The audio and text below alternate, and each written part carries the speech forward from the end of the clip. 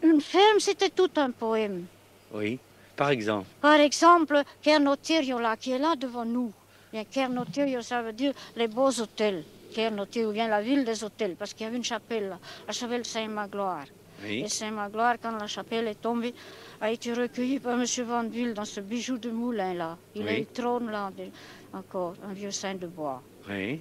Eh bien, Kernotirio, c'est déjà tout le titre d'un poème, si vous voulez. Oui. Eh bien, tous les chants, c'était comme, chacun, c'était comme un vers de poème. Oui, comme un jardin. Oui, ils avaient tous des noms. Mais maintenant, puisqu'on a abattu des talus, il y a 3, 4, 5 chants dans le même chant. Allez chercher leurs noms maintenant parmi tout ça. Ce sont des enfants perdus un peu. Oui, ma foi. Et qu'il y avait des jolis noms aussi. Oui. Et le village de Trégrom là-haut, c'est comme une... comment vous le... Comme une poussinière, là, comme une poule et ses poussins. Comme si l'église était la poule et les maisons qui sont... Il n'y a pas de grandes maisons, qui sont toutes à peu près de la même taille ou presque, comme c'est les poussins autour de leur mère. Là. Vos champs, ils avaient tous un nom. Ils ont tous un nom. Ils ont tous un nom. Tous Par exemple, celui-là, il s'appelle Poulanco Bras. Poulanco. Poulanco, oui. Ça veut dire Poulanco. quoi? Eh bien, poule, c'est une moire, si vous voulez, un bas-fond, comme ça. Poule. Oui. Poulanco. Et ça doit être une construction de poule lonco. Islong, c'est abîme. Oui. Poule, comme si c'était un abîme, quoi. Oui. Poule, Poulanco. Une Un mare ravin. dans l'abîme. Oui. La mare dans l'abîme. Oui, Poulanco. Alors... Et celui qui est plus grand, c'est Poulanco Bien, parce qu'il est plus petit. Et celui-ci, c'est Lonnekvien, c'est la petite lande, là. La petite lande. La petite lande, oui. Alors vous connaissiez tous vos champs et vous les connaissez toujours? Mais certainement. Je ne suis pas comme les gens qui viennent là maintenant au moulin, qui achètent des terres comme ça quand ils trouvent, qu'ils appellent le 715 ou le 730 ou le 301 ou par leur nom de cadastre. Ça, c'est bête, ça. Et justement, nommer quelque chose, c'était le connaître, non? Oui, certainement. C'était comme un personnage. Quand vous avez dit le nom, vous voyez tout de suite la figure de la personne. Quand je dis par Kreuz, je sais que c'est un champ de blé, parce qu'il y a plein de blé dedans cette année. Pas. Oui. Oui. Ah oui, c'est comme appeler des enfants ou les nommer. Oui, par Drill, parce que ça, c'était un champ qui avait été coupé en deux. Quand on avait fait le partage des terres, là, à l'époque de Napoléon, autrefois, on ne divisait pas tellement la terre, c'était à l'aîné que la terre appartenait, pour ainsi dire. Mais après, chacun avait son lot. Alors, quand le père n'avait pas beaucoup de champs, il fallait qu'il partage ses champs en deux, quelquefois. Alors, ces champs-là n'ont pas de talus. Ces champs-là ont un treillage, une haie, comme ça, entre deux. Et alors, les deux parcelles s'appellent Pargendrill, parce qu'une haie, c'est une drill. Il y a deux champs côte à côte là, qui s'appellent tous les deux Pargendrill, parce qu'il y a une haie entre les deux. Oui. Vous aimez la terre, vous, pourquoi, au fond, profondément? Je ne pourrais pas le dire, je suis née là, j'ai toujours vécu là, ça fait partie de moi-même. Ça fait partie de moi-même. Mais oui, j'ai mes racines là, quand même. Oui. Celui qui n'a pas de terre n'a pas de racines nulle part. C'est votre devise, ça, oui. Un peu, oui. Oui, certainement. Puis c'est la terre de mes ancêtres. Mon père a peigné dessus. Et moi, je peigne depuis aussi. Mais ça ne vous fait rien, justement, de peiner. Vous êtes... non. Oh non, je m'en voudrais de ne pas faire, par exemple. Ah non. Ah non. Ah non. Il ne faut pas lésiner sur sa peine à propos de la terre. Hein. Non. Parce que la terre, eh bien, elle rend à mesure qu'on lui donne. Si. Elle rend. Elle... Vous voyez bien que ce n'est pas de la très bonne terre. Elle est tout en pente, difficile à travailler. Oui. Mais, enfin, elle m'a permis de subsister quand même tout le temps. C'est la seule chose pour laquelle il vaille la peine de vivre et de mourir. Je crois. Toujours. Si on revient au Trégor comme ça, le caractère, c'est quoi ici? Il y a un côté... Oh, un côté pince sans rire, quelquefois. Ça. Oui, Oui. par exemple. Vous voyez comme ça des petites anecdotes qui arrivaient aux gens ou des petites moqueries ou des... Oui, mais on n'est pas méchant quand même. Oui, On n'est pas méchant. c'était quoi, un caractère? C'est surtout sur les étrangers que tombe notre petite malice. Oui, par exemple. Oui. Bien, voilà, c'est pas, on les adopte pas tout de suite comme ça. Oui. Est-ce que vous sentez que vous êtes compris? Oh, non, je sais très bien que je ne suis pas comprise. Je sais très bien que je ne suis pas comprise. Si, par un petit nombre, mais ça m'est égal. Parfaitement égal, du moment que je me comprends moi-même.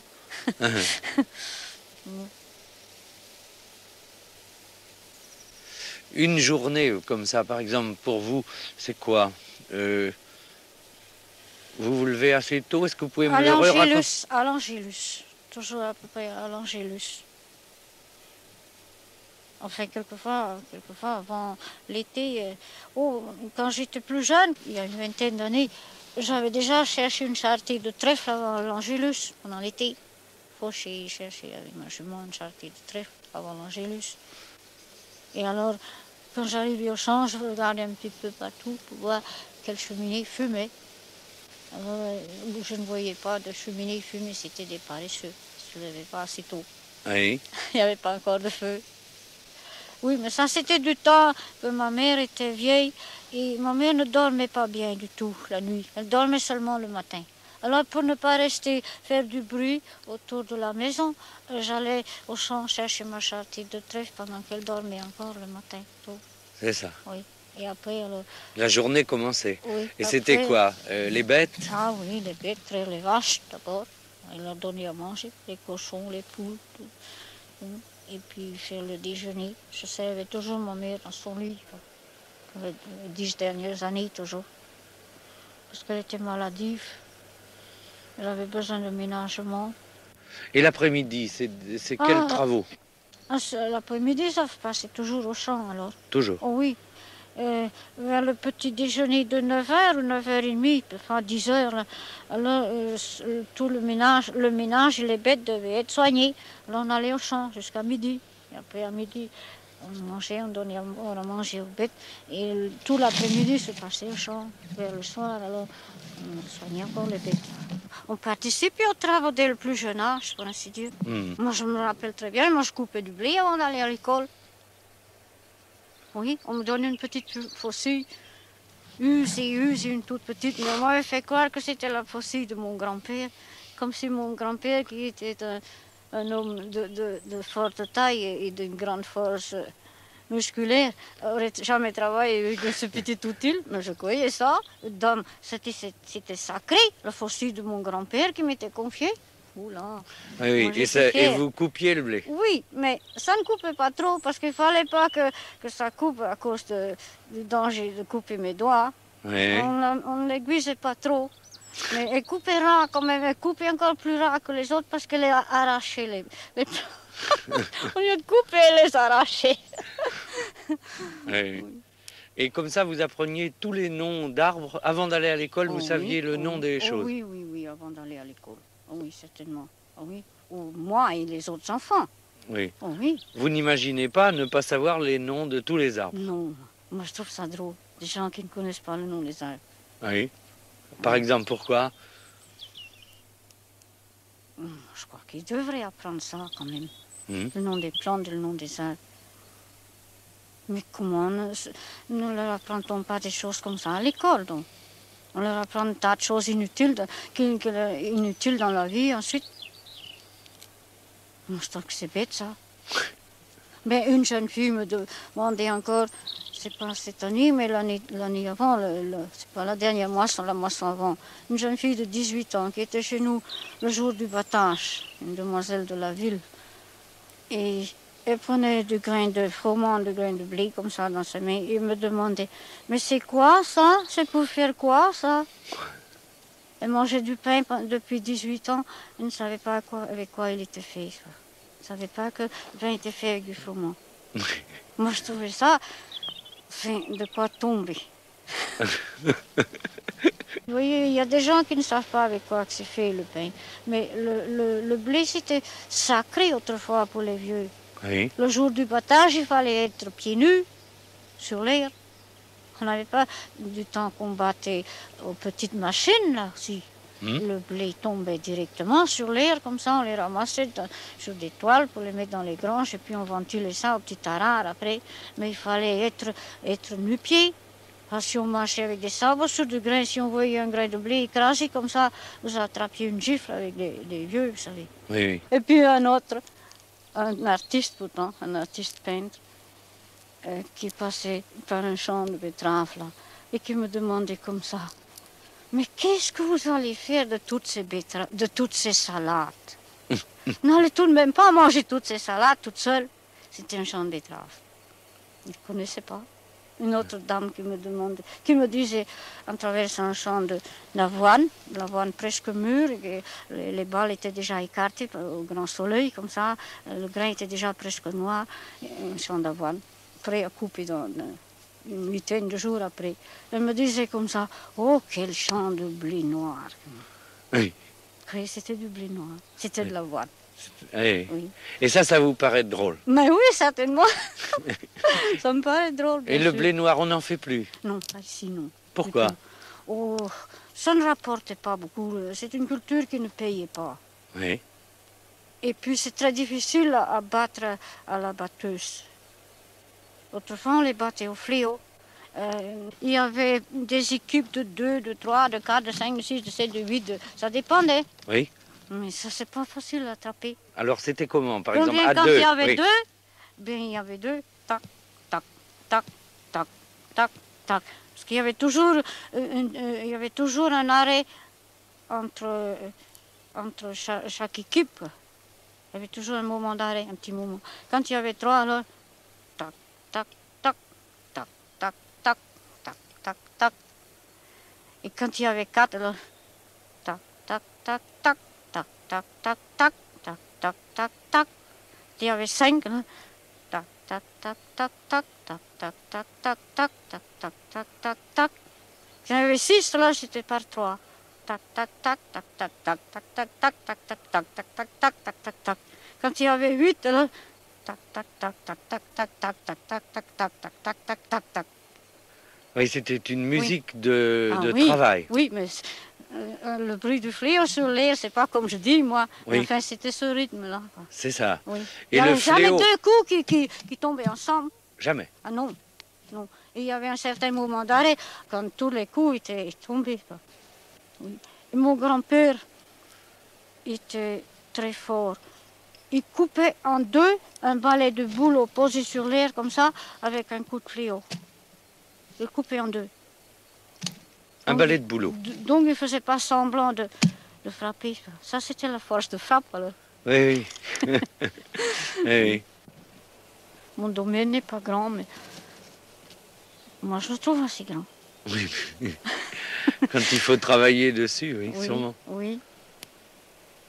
Et puis, je suis heureuse de l'avoir maintenant, parce qu'il y a beaucoup de jeunes qui viennent me voir, l'été surtout, et des jeunes et des moins jeunes, et qui aiment venir gambader comme ça, chercher des noisettes, chercher des châtaignes, chercher des prunelles, chercher des jonquilles, ou bien des blissigots marins, des chatons de saule, ou des chatons de...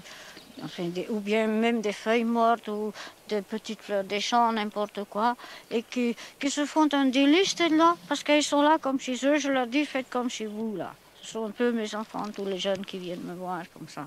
On est ici alors en plein Trégor, hein? Ah oui, on est en plein Trégor. Et comment vous expliqueriez le Trégor à quelqu'un qui ne le connaît pas, qui ne le verra jamais? Ben, il y a C'est quoi le plis, Trégor? des plis et des replis. C'est un pays tout en plis et en replis. Il est coupé, entrecoupé de vallées et puis de collines, Oui. de bois et puis de péniplaines et beaucoup de rivières. Il y a le Froudic qui se jette dans le Léguerre, justement, où il y avait ces ruines du couvent de Templiers, là. Oui. Le Froudic, et qui est déjà divisé en deux, plus haut là-bas, le Froud et le Froudic. c'est-à-dire le fruit, ça veut dire murmure. Oui. Et le Frodique, c'est encore un ruisseau plus petit qui murmure encore plus bas. C'est un pays caché, un pays un peu C'est un secret. pays secret, oui. C'est un Oui. pays mystérieux. Oui. On ne voit pas beaucoup de choses au loin. C'est pas comme le Léon qui est plat et découvert. Ça. Oui. Tout est caché un peu. Mais enfin, oui, il faut les découvrir petit à petit à mesure qu'on va comme ça. Oh, tout me plaît. Les bois, surtout, ça me ferait très grand mal si on rasait tout ce bois-là, tous ces talus-là. Oh, Oui. si je ne voyais plus qu'une espèce de désert là devant moi, ce serait plus la même chose du tout. Vous vous trouvez bien bretonne, justement, Oh, je crois. Oui, je suis bretonne, certainement. Et c'est quoi être bretonne? C'est une charge? C'est difficile à définir, vous savez. Oui. Dans mon jeune âge, j'ai été élevée en Bretonne avec du breton parmi des paysans. Et après, une fois arrivée à l'école, on m'a fait parler français, presque de force, comme ça, à écrire tout en français. Et puis on ne trouvait rien, il n'y avait pas de livre breton. On m'a dit il fallait apprendre le français pour essayer de savoir ce qu'il y avait de ces sacrés livres-là. Autrement, je n'aurais jamais su. Oui. Et puis on nous défendait de parler breton à l'école. Oui. Ah oui, on nous défendait de parler breton. Dans certaines écoles même, il y avait un bout de bois qu'on mettait au cou aux enfants qu'on attrapait à parler breton. On appelait ça la vache. Moi, j'avais 2 rivières à traverser pour aller à l'école, le Frodique et puis le Liger, puisque j'allais par la traverse, ça va. Moi, je lui donnais à boire à la vache. Et on allait à l'école à quel âge? Oh, ça dépend, 6, 7 ans. Mais moi, j'avais 8 ans parce que j'avais eu une maladie des os. Entre 6 et 7 ans, je n'avais pas fait un pas. Alors, j'étais tard à commencer à l'école. Oui. Je me suis sentie comme exilée toujours pendant mes années d'école. Pourquoi? Bien, j'étais pas à la maison, j'étais pas chez moi, il fallait parler français. Et quand on me fait faire quelque chose de force, il n'y a rien à faire avec moi, vous savez. Oui. Ah non. On m'a fait apprendre cette langue-là de force. Alors je crois que c'est exprès que je l'ai mal apprise. Tous les jeunes sont entichés de breton maintenant. Oui. Et vous ressentez ça? Vous d'ici, vous sentez que ça bouge? Oui, je le constate certainement. Oui. Parce que je suis en relation avec beaucoup de jeunes étudiants. Oui. On envoie des étudiants pendant les vacances de l'université. Oui, ils viennent apprendre ici. Les Irlandais aussi. J'ai eu un Irlandais l'année dernière. Oui. Et ça vous fait plaisir que là, au fond du hameau, là, vous viennent des gens. Oui, c'est pas vous qui allez. Ah non. Non. On me trouve quand même. Les gens vous trouvent, c'est ça? Comme une vieille fontaine. Comme on va à une vieille fontaine. C'est un certain retour aux sources. Les jeunes, maintenant, contactent beaucoup les vieux, comme ça, pour essayer d'en tirer des vieilles choses d'autrefois, qu'ils ne trouvent pas dans les livres. Est-ce que vous avez l'impression que c'est une langue menacée ou que c'est une langue qui est très vivante encore? Oh, elle n'a jamais été aussi belle qu'aujourd'hui. Le breton n'a jamais été aussi beau qu'il est aujourd'hui, aussi riche.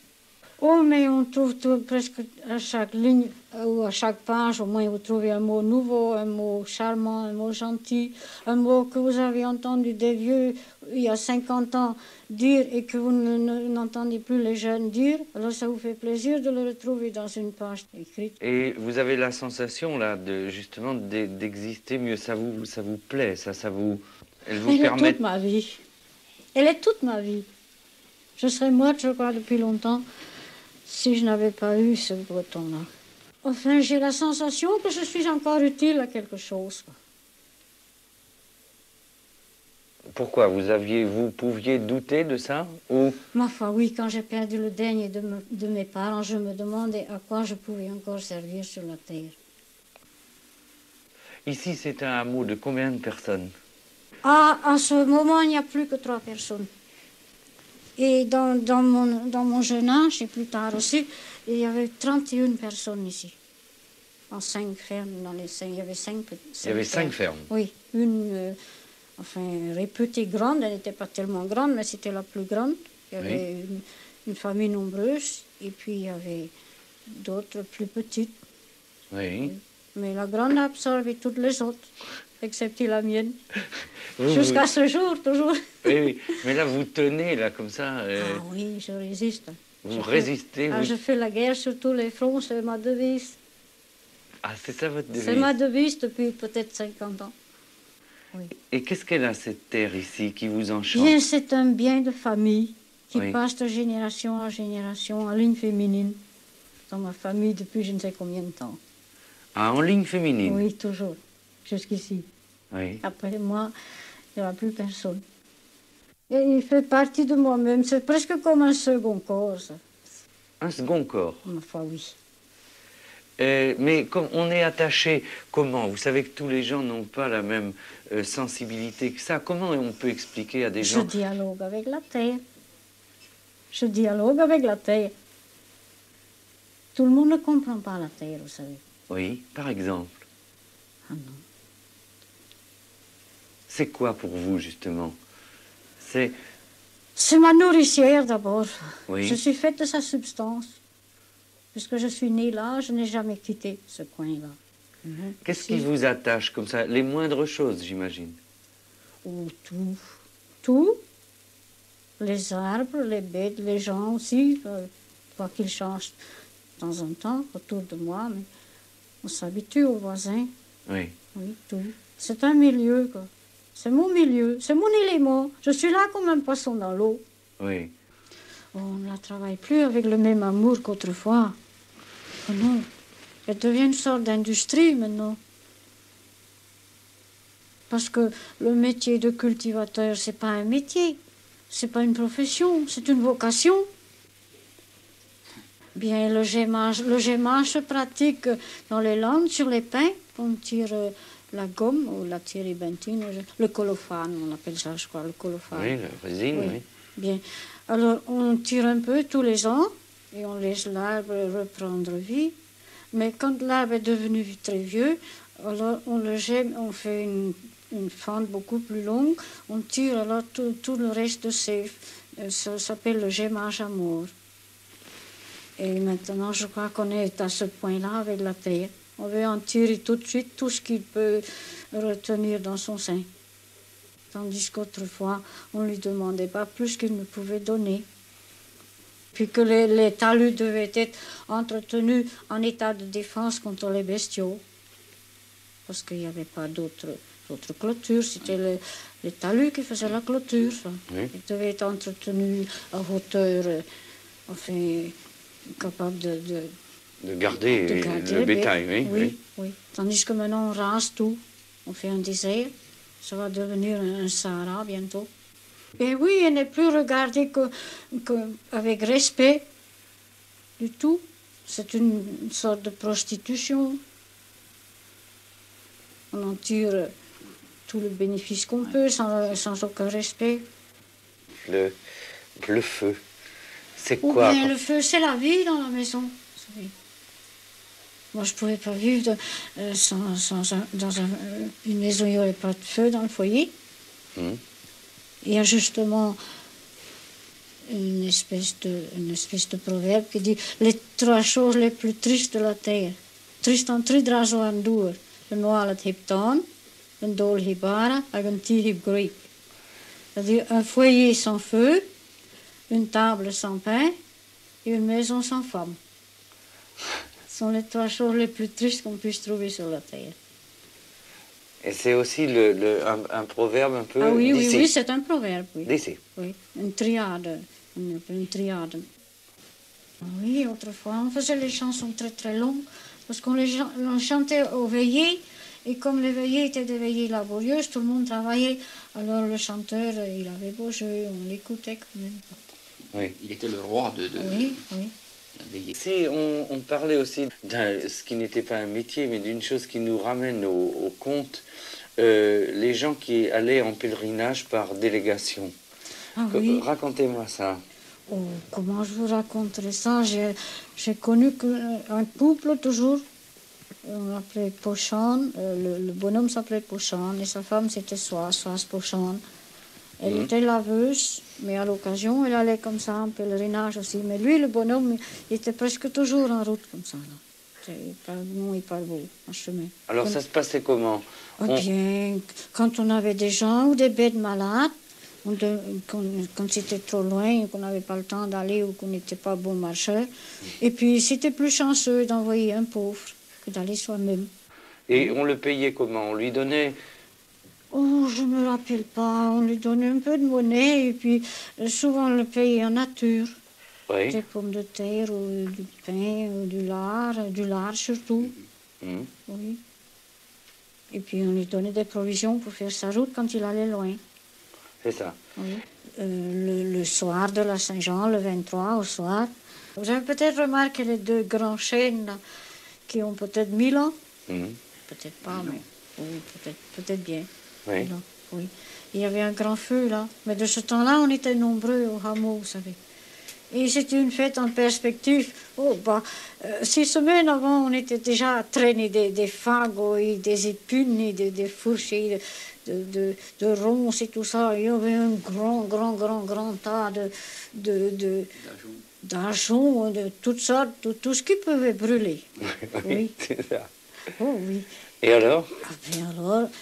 Il y avait alors, après le souper, c'était le grand feu alors. Mais c'était le doyen du hameau qui allumait le feu, le bonhomme le plus vieux du hameau, qui arrivait avec sa petite torche de paille là, et puis ses allumettes, et qui se mettait un genou à terre et fourrait son bouchon de paille en dessous, et puis une allumette, et puis ça commençait à flamber.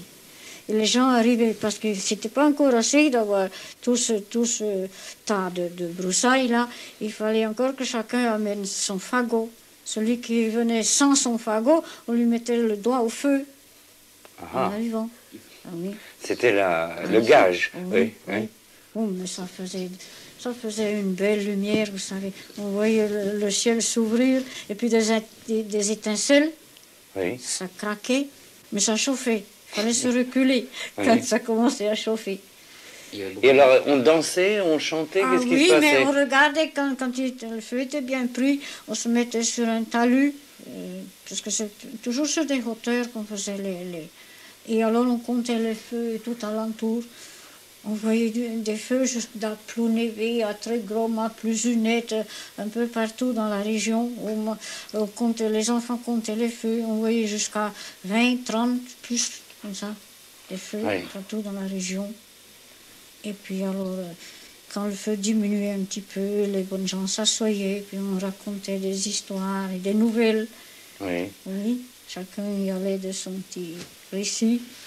Et les enfants jouaient à cache-cache et criaient et s'amusaient. Et puis quelquefois, il y avait aussi quelqu'un qui venait avec un vieil accordéon et on dansait un peu aussi. On ne sautait pas au-dessus des flammes. Ah si, mais alors il fallait que le feu baisse beaucoup. Alors on sautait par-dessus les flammes comme ça. Oui. Et puis il y en avait qui faisaient enflammer leur fagot au bout de la fourche et qui le levaient comme ça là, en haut, et qui faisaient des rigodons, des signaux aux autres feux. Les autres feux répondaient aussi. C'était le 22, je crois. C'est le solstice d'été, finalement. Oui, le 22. C'est ça. Oui. C'est à cause du soleil, ça. Oui.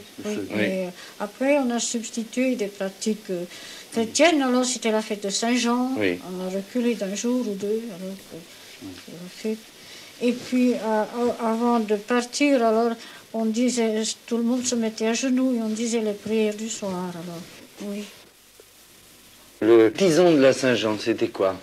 Eh bien, c'était un bout de bois, moitié brûlé, comme ça. La plupart du temps, c'était de l'épine noire.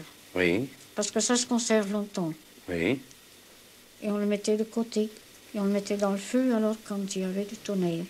Oui, à chaque orage... Ah oui, quand le tonnerre menaçait, quand il était proche, quand ça craquait bien, oui. Et vous aviez peur de l'orage? Ah oui, quand j'étais petite, j'avais peur de l'orage. Oui. Oui. Est-ce qu'on racontait beaucoup d'histoires de revenants aux enfants ou des... Oui, on racontait des histoires de revenants et puis des bêtes fabuleuses, des choses comme ça. Mais je crois qu'on disait ça aux enfants pour les faire rentrer avant la nuit, pour qu'ils ne restent pas galvaudés dans les chemins trop tard. Oui. Il y avait une bête fabuleuse, on l'appelait Varkaswielen. Je ne sais pas quel nom ça peut être en français, ça. Varkaswielen. Varkaswielen. Oui. C'est jaune. Oui, mais enfin, Varkas, c'est pas. Varkas. Oui. Elle avait une queue, 6 straten de 6 ugen ben niet lost, en 6 straten in Poptrons. Oui, ça fait pas mal Hein? de pieds, tout ça. Oui, 6 straten de 6 ugen. Ça fait 147 pieds dans sa queue, et il y avait 7 pieds dans chaque spirale de sa queue. Oui. Et alors, quand il ramassait des gamins et des gamines la nuit, comme ça, dans sa queue, Oui, il fallait rentrer avant qu'elle n'apparaisse. Ah, il ramassait comme ça ceux qui traînaient sur la route après l'Angélus. Parce que après, il y avait un proverbe qui disait Goede Angelus, bien meestal dangerus. Après l'Angélus, il était dangereux de rester dehors. C'est ça. Oui. Ça faisait rentrer les gamins et les gamines. On vivait au fond alors sur le cycle du soleil finalement, oui, et la nuit marquait l'arrêt. Oui. Oh, pour moi, la nuit est bénéfique toujours, parce que c'est l'heure du repos. Oui. Oui. Oui, Un c'est peu le- mystérieuse quand même, ça. Un peu mystérieuse.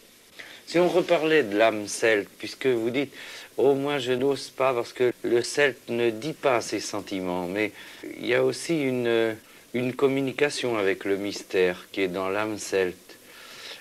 Dites-moi Oui, ce que vous pensez. il est enclin au mystère. Ça. Vous vous estimez comme ça aussi? Enfin, oui, je crois, un peu.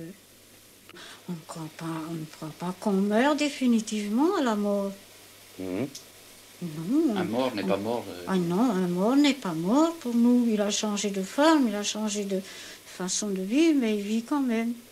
Nos morts ne meurent pas. Mhm. Ils sont toujours là. Oui. Dans un monde qui est peut-être très proche, mais invisible. Oui. Mais qu'on sent quand même. Quand j'ai beaucoup de chagrin, quand je souffre beaucoup, bien, je prie quelquefois. Je prie Dieu certainement, mais je prie aussi les saints. Mais je prie surtout mes vieux parents, voyez-vous. Et ce sont eux qui me répondent encore le mieux. C'est d'eux que je reçois encore le plus de consolation dans mes souffrances. Donc, ceux qui sont vivants quelque part quand même. Est-ce que vous aimez le silence? Beaucoup. Beaucoup. D'abord, le silence à la campagne est relatif. Il y a toujours des bruits familiers.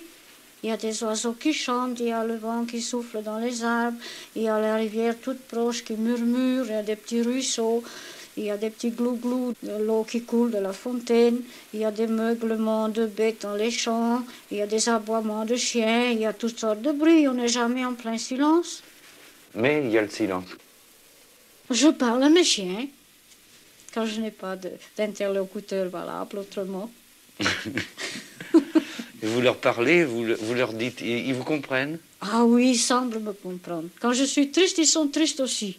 Et quand je suis de bonne humeur, ils combattent comme des fous. Je crois qu'on se comprend. Et les nuages. Les nuages, quand je n'ai pas d'autre chose à contempler, je regarde les nuages qui changent de forme et de couleur à chaque instant. Il y a des gens qui aiment le ciel clair et bleu. Moi, j'aime le ciel nuageux, le ciel gris, boité, le ciel bas, comme il y en a presque toujours en Bretagne. Oui. Et puis les couchers de soleil, alors. Ah, si j'avais le temps de les contempler. Seulement, Oui. Le coucher de soleil, c'est le moment des grands travaux du soir, de toutes les dettes à soigner. Oui.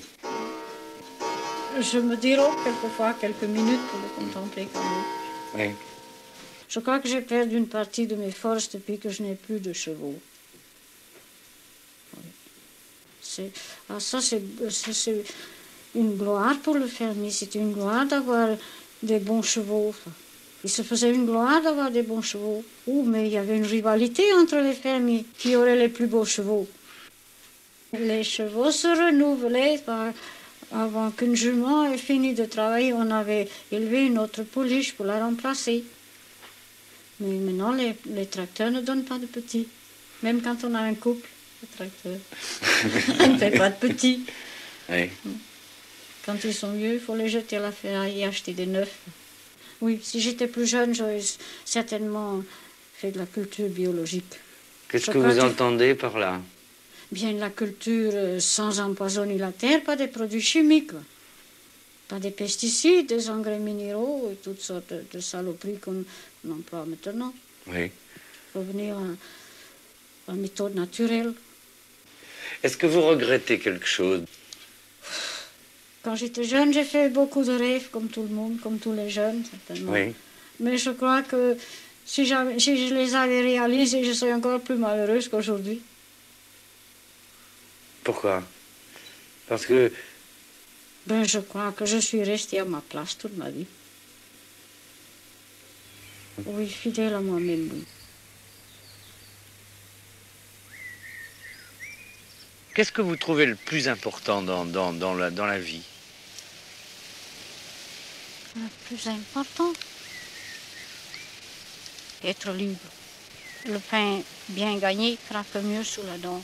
Gloire à qui mange libre, c'est l'indépendant, disait Lamartine. Oui. Être patron, être maître de son temps. J'ai du sang de patron. Petit patron, mais j'ai du sang de patron. Vous appelez ça comme ça? Oui. Je n'ai pas une âme servile. C'est vrai, je n'ai jamais servi non plus. J'ai servi mes parents parce que tant que mes parents vivaient, moi, je n'étais que la servante. Le plus difficile que j'ai trouvé quand je suis restée seule, il y a 30 ans, il y aura 30 ans, le 4 avril, mon père est mort, 30 ans. Et ma mère est morte 10 ans après. Il y aura 20 ans au mois d'août qu'elle est morte. Mais quand je suis restée seule, sur mon compte aussi, le plus difficile que j'ai trouvé à faire, c'était de mettre un journalier à son travail, quand j'avais un journalier. Je n'avais jamais commandé encore. Ma plus grande joie, c'est de voir réussir mes récoltes. Quand je vois un champ de blé bien réussi, là, je reste en contemplation devant lui. Oui. Oui. Pourquoi? Parce que vous sentez c'est vous et pas vous. C'est... Je sens que j'ai été de moitié avec le Créateur pour fabriquer ça. Oui. Je me demande qu'est-ce que la Terre va devenir dans une quinzaine d'années. Ceux qui sont maintenant dans leur splendeur sont déjà des vieillards dans 15 ans. Les vieux sont tous morts, et puisque parmi les jeunes, personne ne se décide de rester. Et vous vous êtes dit, moi je reste. Tant que le bon Dieu me laissera. Oui. Oui. Mais d'où vous est venue l'idée d'écrire, par exemple? Je ne sais pas. Je ne sais pas. Parce que j'avais tellement de plaisir à lire les revues bretonnes que je me suis dit, un jour, moi, quand même, moi je ne suis qu'un nourrisson. Je me nourris de tout ce que les autres écrivent et il faudrait que j'essaye d'écrire quelque chose moi-même aussi pour aider un peu. Parce que c'était tous des bénévoles, personne ne gagne absolument rien en écrivant en breton. Au contraire, on est encore obligé de payer la revue. Après que vous avez écrit la moitié de la revue, vous payez encore l'abonnement, puisqu'il n'y a pas assez de lecteurs pour payer, payer les frais d'imprimerie, d'impression. Il n'y a pas assez de tirage. Alors j'ai commencé à écrire, mais je faisais des fautes d'abord. Je lisais depuis toujours le breton, mais j'avais jamais essayé de l'écrire. Moi je croyais qu'on écrivait ça aussi facilement. Moi quand je lisais le breton, c'était pour savoir l'histoire, c'était pas pour savoir comment c'était écrit. Mais alors quand j'ai commencé à écrire, je n'allais pas vite. Et encore je faisais des fautes. Et puis j'avais ça de particulier, que les écrivains paysans sont extrêmement rares. Alors, personne ne parle de la vie des champs, pour ainsi dire. Je suis à peu près la seule à le faire dans les revues bretonnes. Ah bon? À peu près la seule. Oui, oui. Parce qu'il n'y a pas d'écrivain paysan. Il n'y a pas d'écrivain paysan. Je suis à peu près la seule.